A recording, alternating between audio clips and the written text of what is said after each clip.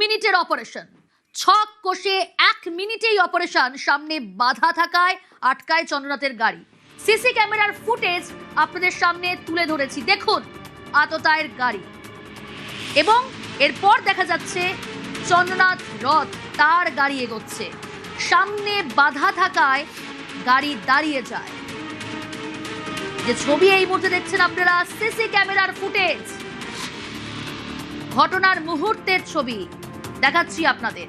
চন্দ্রনাথ রথের গাড়ি এই মুহূর্তে যে ছবি দেখছেন, চন্দ্রনাথ রথের গাড়ি এগিয়ে গেল, কিন্তু এগিয়ে গিয়েও দাঁড়িয়ে গেল চন্দ্রনাথের গাড়ি। সামনে বাধা থাকায় দাঁড়িয়ে যায় সেই গাড়ি। সামনে পথ আজকে আততায়ীদের গাড়ি। সিসি ক্যামেরার ফুটেজ তুলে ধরেছি আপনাদের সামনে। চন্দ্রনাথের গাড়ি আটকানোর পর পয়েন্ট ব্ল্যাঙ্ক রেঞ্জ থেকে গুলি, একেবারে সামনে থেকে গুলি, টার্গেট করে গুলি করা হয়। চন্দ্রনাথ রথকে টার্গেট করেই গুলি, পয়েন্ট ব্ল্যাঙ্ক রেঞ্জ থেকে গুলি।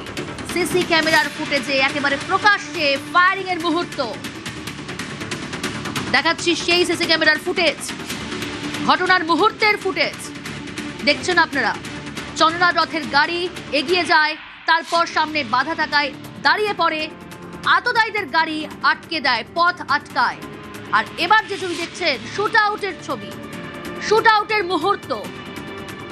মধ্যমগ্রাম দোহারিয়ায় ঘটনাস্থলে ঠিক কি ঘটনা, কি হয়েছিল, সেই সিসি ক্যামেরার ফুটেজ প্রকাশ্যে এই মুহূর্তে নিউজ 18 বাংলায় আপনারা দেখতে পাচ্ছেন। 1 মিনিটের মধ্যে অপারেশন চালিয়ে চম্পট দুষ্কৃতীদের 30 সেকেন্ডে 10 রাউন্ড গুলি। তারপর যে ফুটেজ এই মুহূর্তে দেখছেন, বাইক চলে এলো, সম্ভবত আততায়ীদের বাইক, খুব সম্ভবত এটাই আততায়ীদের বাইক। জিয়াউল রয়েছে আমার সঙ্গে। জিয়াউল, একেবারে নিখুঁত অপারেশন। যে সিসি ক্যামেরার ফুটেজ সামনে এসেছে, দেখা যাচ্ছে যে এখানে চন্দ্রনাথ রথের গাড়ি এগোচ্ছে এবং একটি বাইক, খুব দ্রুত সেই অপারেশন, তারপরে সেই বাইক এগিয়ে আসছে। একদম দেখো, একদম নিখুঁত অপারেশন, অর্থাৎ 1 মিনিটের মধ্যেই সব শেষ। অর্থাৎ যেভাবে যখন দোহারিয়া থেকে যশোর রোড, দোহারিয়া হয়ে যখন তার বাড়ির দিকে প্রায় 700 মিটার মধ্যে যখন যায়, সেই সময় বাড়ির 50 মিটারের আগেই সেখানে কিন্তু অত যাত্রী তার গাড়িটি যায়, সেই সময় খুব কাছ থেকে, অর্থাৎ তার গাড়ির সামনে আরেকটি গাড়ি এসে তার পথ আটকায়।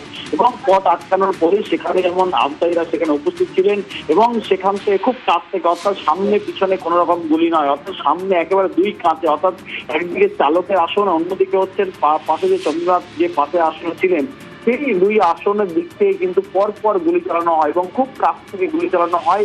অর্থাৎ চন্দ্রনাথকে লক্ষ্য করে গুলি চালানো হয় এবং একদম নিখুঁত অপারেশন। অর্থাৎ তারা আগে থেকে উপস্থিত ছিলেন সেখানে এবং যখনই চতুর্থ গাড়ি সেখানে ঘটনাস্থলে যায়, সেই সময় কিন্তু তারা খুব কাছ থেকে গাড়ি প্রথমে পথ আটকায়, তারপরে পরপর গুলি চালায়। প্রত্যক্ষদর্শীরা জানাচ্ছেন প্রায় 10 থেকে 12 থেকে 16 রাউন্ড গুলি কিন্তু তারা সে ঘটনাস্থলে চালায়। এখনো পর্যন্ত জানা যাচ্ছে যে অর্থাৎ চন্দ্রনাথ সেখান থেকে রক্তাক্ত অবস্থা আশ্রয় নিয়ে গেলে মৃত বলে ঘোষণা করে, কিন্তু দেখা যাচ্ছে ময়নাতদন্ত এখনো পর্যন্ত প্রায় তার শরীরে 6টি গুলি লাগে। অর্থাৎ একটা পকেটে একটি যে আইফোন ছিল, সেই আইফোনে লাগে, বাকি কিন্তু তার 5টি শরীরের অংশে গেঁথে যায়। ফলে ইতিমধ্যে কিন্তু ময়নাতদন্তের রিপোর্টেও কিন্তু সেটা স্পষ্ট, ফলে 5টি গুলি কিন্তু তার লাগে। কিন্তু যেভাবে একেবারে নিখুঁত অপারেশন, অর্থাৎ 10টা 6 থেকে 10টা 9, অর্থাৎ এই 3 মিনিটে একদম নিখুঁত অপারেশন। অর্থাৎ সেখানে আততায়ীরা সেখানে উপস্থিত ছিলেন, কিন্তু যে মুহূর্তে, অর্থাৎ সেখান থেকে যখন ঘটনাস্থলে যায়, সেই ঘটনাস্থলে গাড়ি দিলেই পরপর গুলি চালানো হয় তাকে লক্ষ্য করে, ফলে তাকে উদ্দেশ্য করে মারা হয়েছিল। ঘটনাস্থলে কটা বাইক ছিল, দুষ্কৃতীরা কজন ছিল, এবং জানতে চাইবো যে বাইক সিসি ক্যামেরা ফুটেজে আমরা দেখছি জিয়াউল, সেই বাইক যখন একটি বাইক চলে আসছে, আর কটা বাইক ছিল সেখানে, কারা কারা ছিল, কি জানা যাচ্ছে পুলিশ সূত্রে জানবো। তবে একটু ছবিটা দেখাচ্ছি দর্শকদের।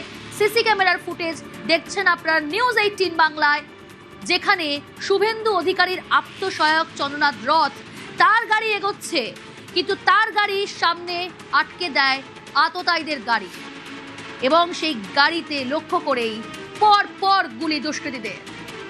1 মিনিটের অপারেশন, ছক কষে 1 মিনিটের অপারেশন। সামনে বাধা থাকায় আটকায় চন্দ্রনাথের গাড়ি আটকানোর পর পয়েন্ট ব্ল্যাঙ্ক রেঞ্জ থেকে গুলি। সিসি ক্যামেরার ফুটেজে প্রকাশ্যে ফায়ারিং এর মুহূর্ত দেখাচ্ছি। 1 মিনিটের মধ্যে অপারেশন চালিয়ে চম্পট দুষ্কৃতীদের।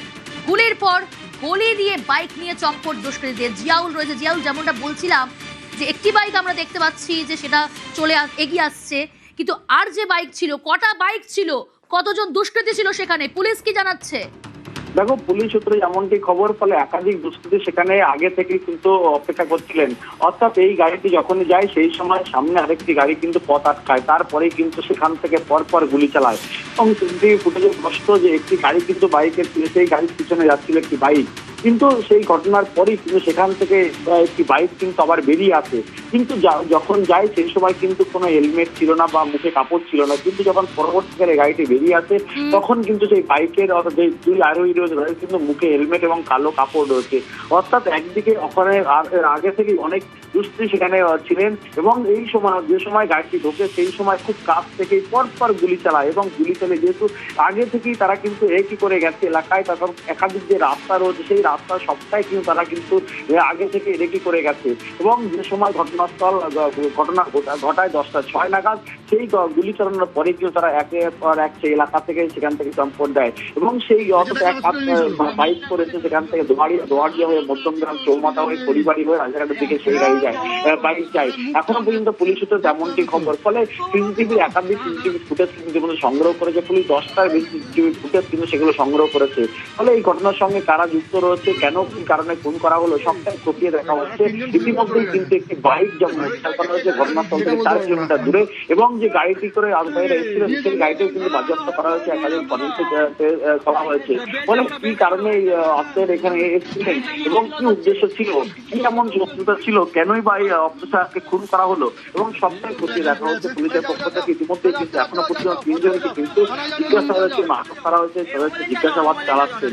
কিন্তু যেভাবে এই ঘটনা, অর্থাৎ একেবারে 10:06 নাগাদ এই ঘটনা, জনবহুল এলাকা এবং পুরোটাই এলাকা কিন্তু সিসিটিভি ফুটেজ দিয়ে ভরা রয়েছে, সেখানে এই ধরনের ঘটনা। ফলে ইতিমধ্যে অর্থাৎ জিয়াউল, চন্দ্রনাথকে আটকাতে গাড়ি ব্যবহার করে দুষ্কৃতীরা সম্ভবত, আর বাইকে থাকা আততায়ীরা চন্দ্রনাথের উপর গুলি চালায় এবং অন্য বাইকে গাড়ির চালককে নিয়ে পালায় দুষ্কৃতীরা। ইতিমধ্যেই সিসি ক্যামেরার ফুটেজ সংগ্রহ করেছে পুলিশ, তদন্ত চলছে, ফুটেজ ম্যাপিং শুরু হয়েছে। তার কারণ, পালানোর রাস্তা জানতেই ফুটেজ ম্যাপিং করা হয়, আর সেই পালানোর রাস্তা জানতেই পুলিশ এবার ফুটেজ ম্যাপিং শুরু করেছে। 20টি সিসি ক্যামেরা ফুটেজ ম্যাপিং শুরু পুলিশের।